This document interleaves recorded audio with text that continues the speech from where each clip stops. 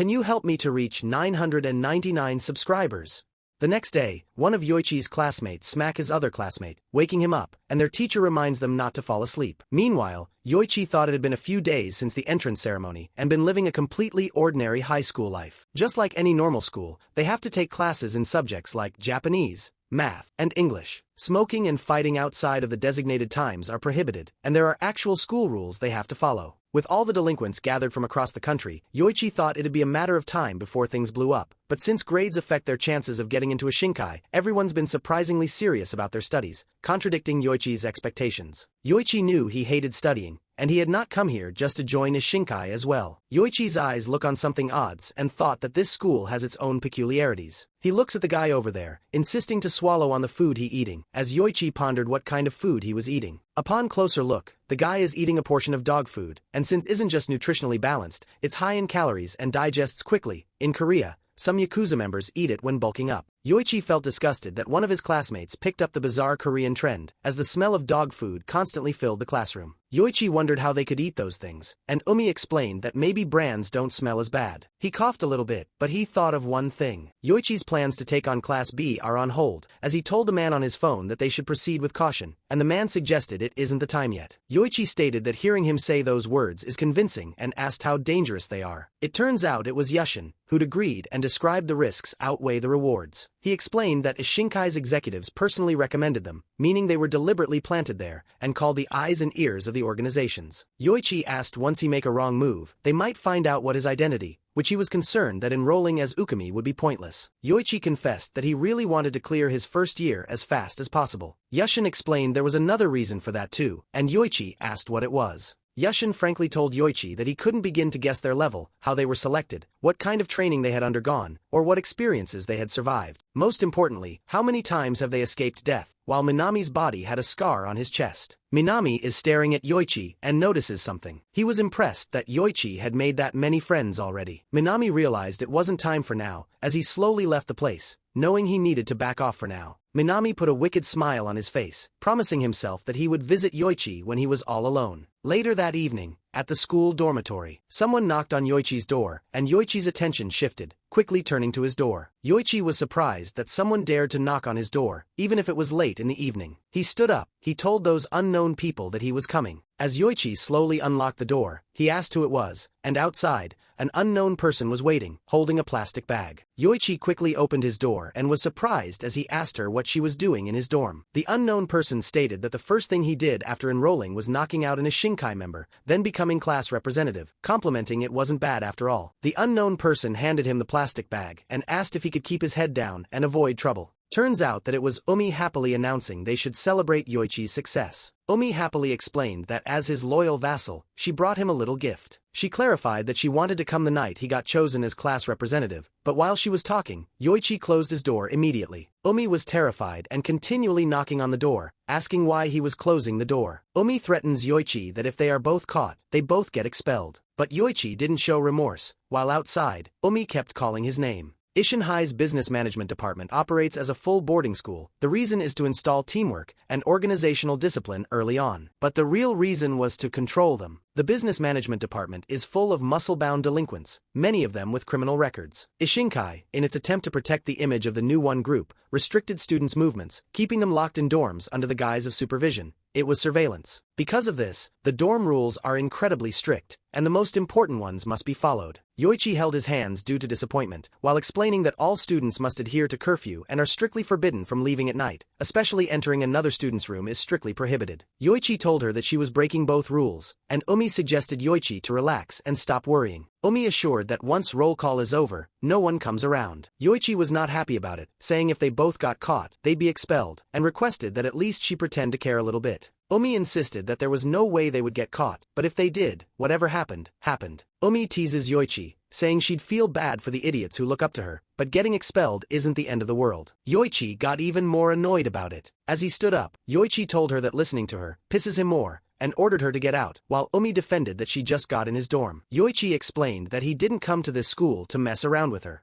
Umi felt terrified, and Yoichi stated couldn't afford to leave this school. Yoichi asked if she could understand that both of them carried different burdens in life, and instructed her to leave. Umi stood up and explained she was just joking around and didn't want to leave either. She stated that she was serious about it, even Yoichi believed her or not, since she didn't want to disappoint those people who believed in her. Umi pulled a bunch of papers from the plastic bag, saying that since he was a class representative, she should listen to what he'd say. As she handed it, she requested that Yoichi must have her back too, and Yoichi asked what was in this thing. Umi stated that since B class was next, she figured that it might be useful. She advised Yoichi that he mustn't dare to lose it, and if he did, she'd be in deep trouble, while Yoichi couldn't believe what he was reading. Yoichi clarified if it was the profile of all the students in B class. Umi agreed, and Yoichi was flabbergasted that it got everything special information on them. Umi asks if she is amazing, and Yoichi wonders how she got this information and asks who she really is. Umi felt overwhelmed and explained that was a secret for now so they could get a little closer first. In Yoichi's thought, it was a huge help for him and needed to analyze each person. But Umi confronted him, saying that he mustn't charge in head first, and Yoichi was shocked. As she removed her jacket, Umi explained that Yoichi looked like the type to pick fights without thinking, and fighting outside of designated hours is a violation of school rules. Umi suggests that she must be patient and wait for that instead, and Yoichi asks what she means by that thing. Umi stated that it was about the upcoming exchange event. She clarified that it was the official school-sanctioned D-class battle exchange, and informed him that it was better to take his time, plan things out, and make sure to crush them properly. Umi changed the topic, complaining Yoichi's room was way too warm, and asked if she could use his shower. Yoichi was speechless, and Umi asked what was wrong with him. Yoichi couldn't help himself as his cheeks turned red and ordered Umi to leave as soon as possible, leaving Umi clueless. The next day, Chino was pointing to what was written on the board, saying that was a unique event held by the business department every semester, and it's called a sports festival. Chino informed them that the event would be straightforward yet aggressive pure hand-to-hand combat, and for simple-minded people like them, it's probably just right. He explained it was originally a one-on-one battle between classes, but that rule assumes all classes are at the same level. Chino describes this year's Class B as made up of scholarship students, meaning they're on a whole different level from them. Chino announces that the rules have been changed. Each class selects 3 representatives, the class president plus 2 others. A total of 3 class representatives will compete in a 3-on-3 match. So, Chino called Yoichi since he was the class president, and suggested who the other 2 should be. His classmates assure Yoichi that they have his back, while others make sure they'd crush those scholarship kids. Chino interrupted them and suggested that they should be more cautious since it was for their own good. He informed them that the exchange match is meant to bring out students' full potential, so the use of weapons is permitted. Chino stated the school will provide non-lethal weapons. Chino and the other teachers assured them not to worry since they would supervise everything so they wouldn't die. He advised them at least be prepared to be permanently crippled, since their future is in Yoichi's hands. Chino made them realize that they couldn't get through this with just enthusiasm, and if they wanted to live a long life, the first step is knowing themselves. He suggested that acting tough without the skills will only make them a burden. Chino checked his phone and announced that the first ever exchange match will be held on May 8th, and they've got 20 days left. Chino called Yoichi and instructed him to choose 2 people and report back to him by the end of this week, which Yoichi understood. Chino briefed Yoichi that he personally trained the class representative until the exchange match and suggested that he must decide sooner. He warned everyone that it was going to be so intense and that they would be puking out every last drop of stomach acid, and better have the puke bags ready. Chino announced that the class was dismissed as he left the room. Chino's students froze for a moment and were left speechless, as one of them was flabbergasted that the class was already dismissed. Meanwhile, Chino was doing a happy dance, as he was excited to try the new machines. Yoichi shifted his attention when someone was talking to him.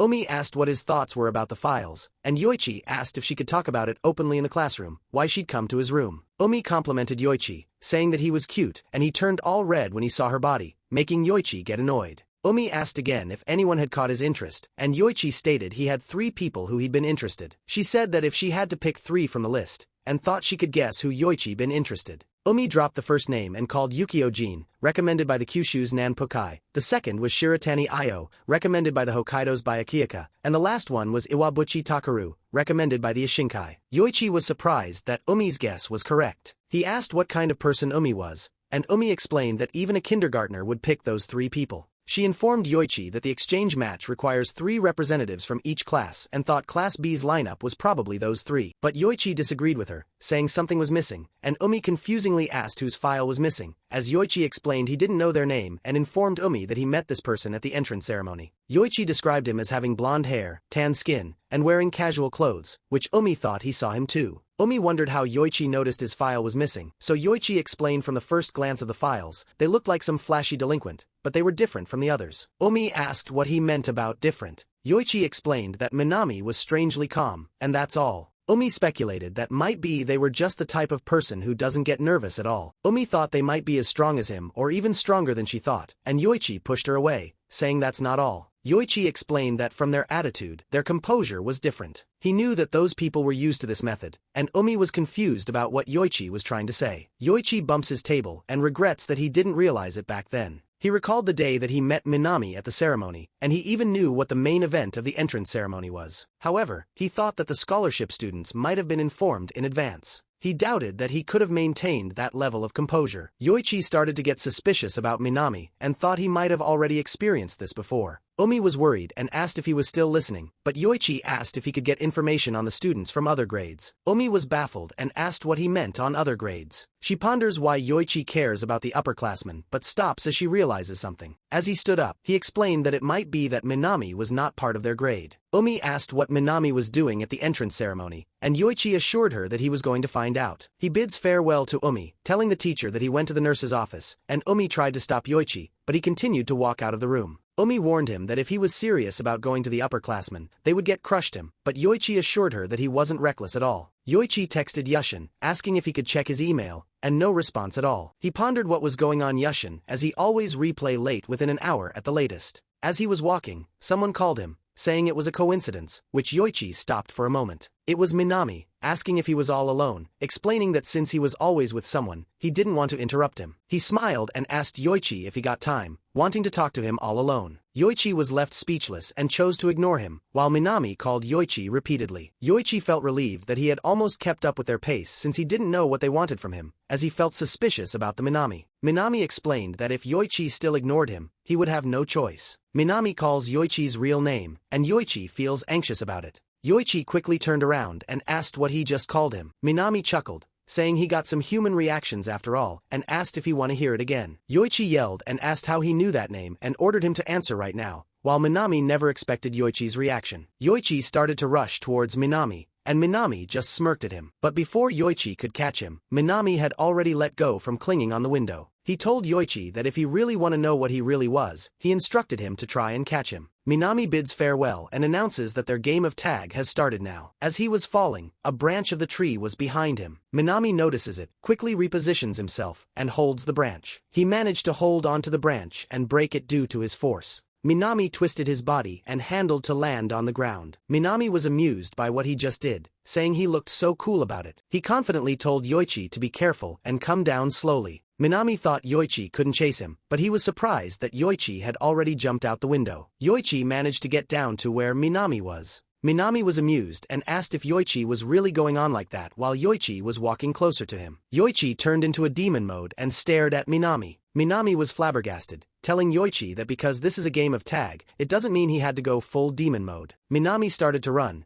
saying he was scared, and Yoichi started to chase him as well. He told Yoichi that if he goes all from the start, it's no fun at all, as they running two men was on their back. The man told the official that he should go without him, and the official felt anxious and asked if there was something wrong. The man was the president of the school, Mikado, looking at Yoichi and Minami. Mikado insisted on going ahead, and he had something he needed to check personally. Yoichi, still chasing Minami, is trying to stop him. Minami didn't expect Yoichi to be so fast, and his stamina was quite impressive too, so he thought the saying was true, like parent like child. Yoichi got annoyed and asked what he was talking about. Yoichi felt anxious that Minami knew him too much, as he thought it might be the same man who threatened him way back on the shop. Many thoughts and questions formed in his mind, and he felt pressure because of it. Yoichi set aside his frustrations and told to himself that he needed to calm down. He knew panicking wouldn't change anything, and he needed to do what was already decided and settle it down first. Minami thought Yoichi was out of breath since he was quiet. He was surprised that Yoichi was already on his side, and Yoichi's goal was to catch him with everything he got. Yoichi glared at him, saying this is as far as he go, while his hands are closer to grab him. Minami smacked his hands as he was about to grab him, telling him not to chance it. Minami quickly repositioned himself and swung his feet.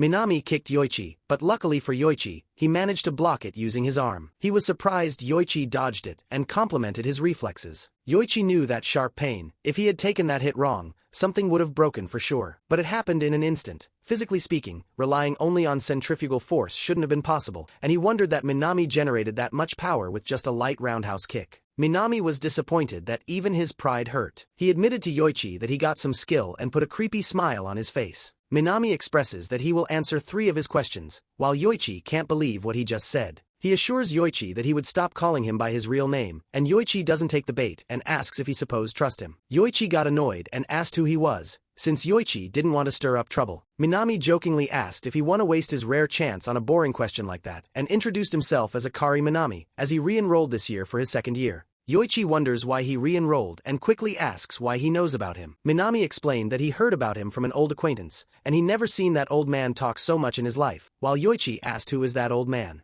Minami informed him that it was their company president who goes by Higuma. He informed Yoichi that 3 questions and answers were done as he removed his jacket. Yoichi wasn't satisfied with what he had just heard. Minami clenched his fist and told Yoichi that he was gonna hit him with a move. He readied his fist and asked Yoichi if he could withstand it. Minami smiled wickedly, saying that depending on his answer, he'd decide whether to let him live or crush him right now. Yoichi prepared himself, and Minami informed him there weren't any safety measures in place at this site, and he must keep his eyes wide open. Yoichi felt anxious and wondered what Minami was planning. Yoichi noticed that his entire presence completely changed and turned into a demon mode. Minami quickly dashed closer to Yoichi, catching him off guard. He swings his fist closer to Yoichi's face. Yoichi is surprised and ponders what just happened. As it was about to strike, a man quickly swung his legs toward Minami's attack. The man managed to block Minami's attack and ended up saving Yoichi's life, while both of them were shocked. The man quickly grabbed both of them to prevent other actions that might be going to plan. He immediately seizes them both and puts them on the ground. The man informed them that skipping class to pick fights is not a good idea. He reminded them that school is a place for learning, not their professional playground. While Yoichi was surprised about what he was seeing, it turned out it was Yushin, and he wondered why Yushin was here. Yoichi told him that he must get up already and asked if he realized who was standing in front of him. Mikado was walking closer to them and told Yushin not to pressure himself. Mikado informed him that their students are their future after all, and Yoichi started shaking and froze for a moment. Mikado explained not to worry, that he was not a shady guy. Yoichi couldn't believe it if he was really him, the one who took everything from him. Mikado introduced himself as both the master of the school and the new one group. Someone blocks Yoichi's punch, saying he will remind him again. When Yushin was in public places, Yoichi acted like he didn't know him as he was holding Yoichi's fist. Yoichi, annoyed, said he had gotten it already and asked if he was desperate to pretend that he didn't exist, if he really that weak for him. Yushin twisted his hands, telling him that he wouldn't say that entirely correctly. Yoichi felt pain, and Yushin stated he had the biggest reasons for it. Yushin explained that he had to eliminate him with his own hands since he was the executive director of the new one group and he was Chairman Mikado's right-hand man. Mikado asked what was wrong, and his face just went pale. Yoichi is still left speechless about his situation, and Yushin gets mad at him. Yushin called him that Mikado was asking him a question, that in his thought he trusted Yoichi already. Yoichi's neck veins have been visible since he restrained his anger towards Mikado. Yoichi decided to walk closer to Mikado, and Mikado kept waiting for his response. In Yushin's thought, he was begging Yoichi to keep his composure. Yoichi, looking at the ground, still not speaking. Mikado got annoyed, saying he was worried about him, and this is how he would act, and asked what was with that defiant attitude. Yoichi knew that from the moment he learned the truth, it was the day he'd been waiting for a long time. Mikado asked what his name was. He clenched his fist, thinking that the day when Mikado would stand high above everyone else would finally come into his sight as he seethed with rage. Mikado asked if he was listening, while Yoichi's eyes were full of rage. Yoichi decided to settle today as he bowed in front of Mikado. Yoichi finally spoke up, saying he was honored to meet Mikado. Yoichi introduced himself to Mikado, and Yushin was surprised that Yoichi really did that. He didn't have a choice but to bow his head as many times as it took while he explained to Yoichi that his goal was to become Mikado. After that, they became quiet for a minute. Mikado was surprised that Yoichi's goal was him and clarified if he was sure about it. Yoichi agreed and explained that he wanted to be like Mikado, not just a member of the new one group, and wanted to stand at the very top. Yushin informed him that it was not about his dreams for the future and stated that he should save it for a classroom presentation since he was talking to Mikado. Mikado tells Yushin that it is fine and that ambition is a good thing as he orders Yoichi to raise his head.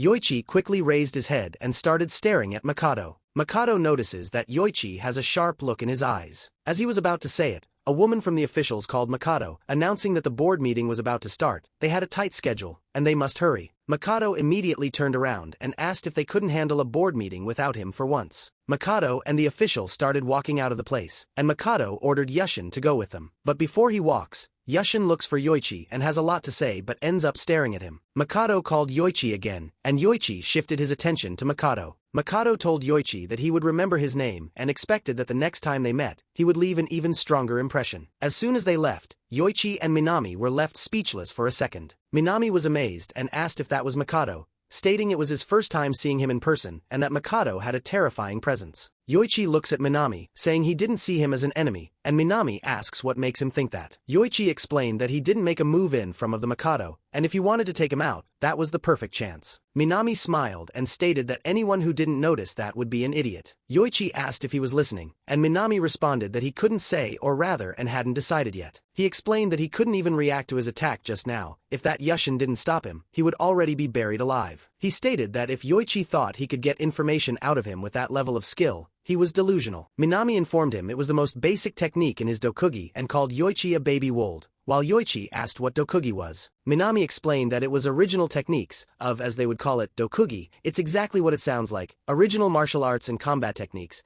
and it handed down from a master in the field. He enlightened Yoichi that most of the special students in Class B have their own dokugi, though they were not as good as him, and the new one executives drill it into them. Minami reminded Yoichi that taking over class must have been easy, but with his current level, he wouldn't even stand a chance against Class B. Minami told Yoichi not to be worried since the exchange meet was an official school event, and he wouldn't die or anything, and he advised him that he better win no matter what. Mimani explained that once he is completely crushed by Class B, he would turn out to be a boring weakling. He warned Yoichi that he would kill him with his own hands, and he was serious about it. Minami expressed that he would come and see him again after the exchange meet, while Yoichi left speechless. He advised Yoichi that he must get stronger with sheer willpower, and even if he leveled up enough to beat Class B, his chances of winning were still only 50-50. Minami turned around and bid farewell to Yoichi, and Yoichi asked if, without dokugi, he couldn't beat Class B or him. Minami stopped and explained that it would be tough, and Yoichi hadn't much of a size advantage either, since the smallest edge could tip the scales in his favor. Yoichi realized that his situation was bad. Not only did he have only 20 days until the exchange meet, but he didn't know a single master who could teach him a dokugi. Minami informed Yoichi that there was one person in this school who could teach him dokugi. Yoichi asked how he knew about it, and Minami explained that Yoichi was wondering where he could learn a dokugi since his face expression gave everything. Minami told Yoichi that he was lucky. Out of all the people, he actually caught that guy's attention, and Yoichi asked who that guy was. Minami chuckled and asked if he was serious about it, and how he even planned to survive in this world being dense. Meanwhile, in the classroom, Umi got nervous and didn't know what to do. Minami was referring to the man who left an indelible mark on a Shinkai's history, the legend Itsuki Chino, while Chino gritted his teeth due to annoyance. Chino stared at Umi and asked where Yoichi was. Umi panicked and explained that Yoichi might be in the infirmary or the restroom. They were both on the top of a man's pyramid. Umi started shaking, saying it might be an earthquake. Chino reminded her that she mustn't move a muscle until Yoichi gets back. Chino smiled wickedly, announcing that just because he was easy on Yoichi, he thought you could skip off in his class, and he would show him the true terror of a teacher. As he reached the room, Yoichi was surprised at what he saw. All of his classmates had been punished in the room, and Yoichi asked what was going on, and Chino stated that the problem was Yoichi taking his time for so long. He tells Yoichi that he got some nerve skipping his class and asks if he expects to be a burden on his classmates and get away with it. Chino pulled out a stick, and with his terrifying aura,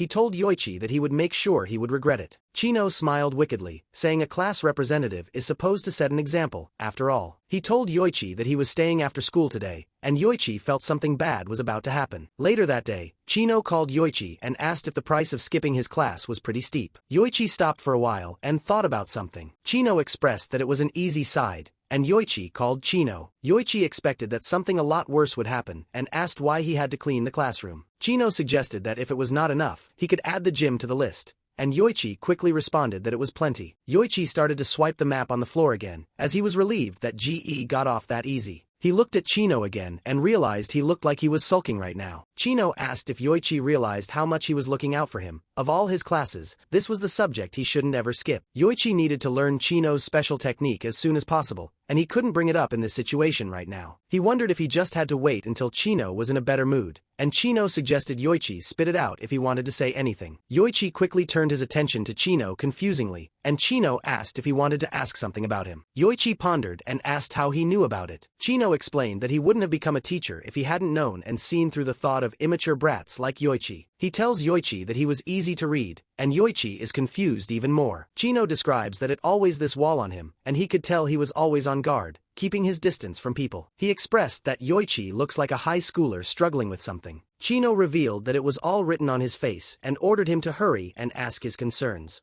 Yoichi didn't know what to do and decided to confess his questions as well. Yoichi admitted wanting Chino to teach him the dokugi technique for the exchange meet. Chino asked how he knew about the dokugi technique. Yoichi explained that he almost got hit by an upperclassman using dokugi and that he heard from them that he knew it, too. As he stood up, he clarified his dokugi technique. He suggested that Yoichi keep his eyes wide open and observe, which Yoichi was confused. As he swings his stick, saying if he dares to look away, he might end up seriously injured, as he dashes quickly closer to Yoichi. Yoichi was surprised by Chino's speed. As he recalled, what Minami speed as well, and it's called Ishin-style sword drawing art. Yoichi, caught off guard, and Chino managed to slash Yoichi's chest using first-style blade sharpening. Chino wasn't satisfied and felt he was getting old. He knew that back in the day, he could even cut through a shirt cleanly, and Yoichi was frozen for a moment with a scratch on his uniform. Yoichi was shocked that even the mop handle was split in half, and his shirt was shredded like it was slashed by a real blade. He started to feel anxious and thought about if he really did that to him, using that blunt wooden stick. Chino felt the swing of a blade like that, and he remembered it since it's been a while. He asked Yoichi about his dokugi and if he could copy that technique. Yoichi turned his eyes away and was unsure about what he should answer about it. Chino told Yoichi that any clueless person like him would realize that. He explained that his dokugi is a technique meant for yappa users. He had to swing a yappa thousands of numbers, tens of thousands of times. Only when his hand fully controls the blade does this technique become possible. If time weren't an issue, Chino wouldn't mind teaching him, but mastering it before the exchange meet, he must have to die and come back to life for that to happen. Chino started to raise his wooden stick and told Yoichi the first step. He stated that from what he had observed, this technique doesn't suit Yoichi. Chino informed him that yappa was an incredibly sharp weapon, but its blade dulls and breaks easily, making it useless in no time. He explained that it was a weapon best wielded by those who use precise, calculated movements, striking only when they find the perfect opening.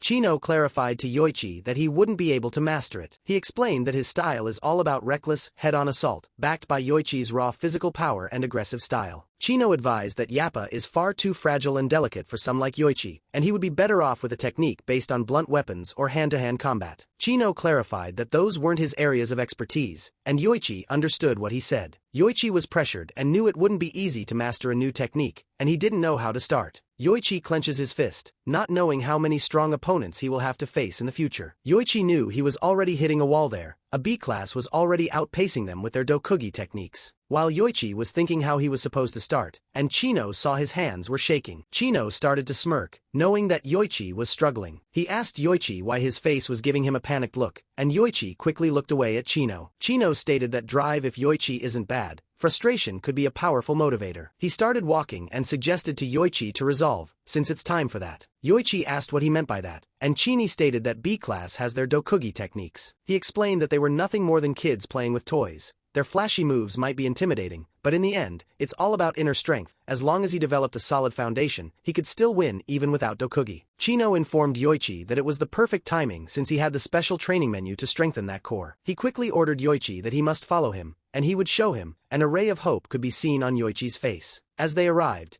Yoichi was looking at the wooden box and pondered if it was the special menu to build inner strength. Yoichi asked what that thing was, and Chino simply explained that it was a training partner. Chino instructed Yoichi to get along with it, and he was going to be stuck with it for a long time. Chino started to swing his fist and aim it at the training partner. With full speed and strength, he managed to hit his training partner. The training partner easily pushed away on the corner. Smoke could be seen on its head due to Chino's powerful strike. Chino asked how he felt after watching that, and Yoichi took a second to respond. Yoichi stated that Chino had incredible power, and he admitted that he didn't understand what made it special. Yoichi asked if he could just punch it normally, and Chino agreed as he held the head of the training partner. Chino immediately struck its head and managed to blow it off. The head of the training partner was stuck on the wall, and Yoichi was surprised about it. Chino quickly turned around and asked Yoichi what he thought about it, if he noticed the difference. Yoichi explained that the damage dealt was completely different and admitted that he didn't understand what changed between the two attacks. Chino informed him that it was called a precision strike, and it was the name of the technique he was going to teach him. He explained the first one was punched with full force and the second was barely put any strength into it, since anyone watching could tell that much. As he sways his arm, saying the second strike was much stronger. The difference came from the distance to the target and whether or not the force was applied at the impact point. Yoichi asked what he meant about the impact point. Chino explained that in striking techniques, the most damage is dealt when his fist or leg is fully extended. That point is called the impact point. If force is applied before reaching the point, it will simply be pushed outwards until it reaches that point. He wouldn't be able to damage the enemy effectively, and it would just be wasted stamina. However,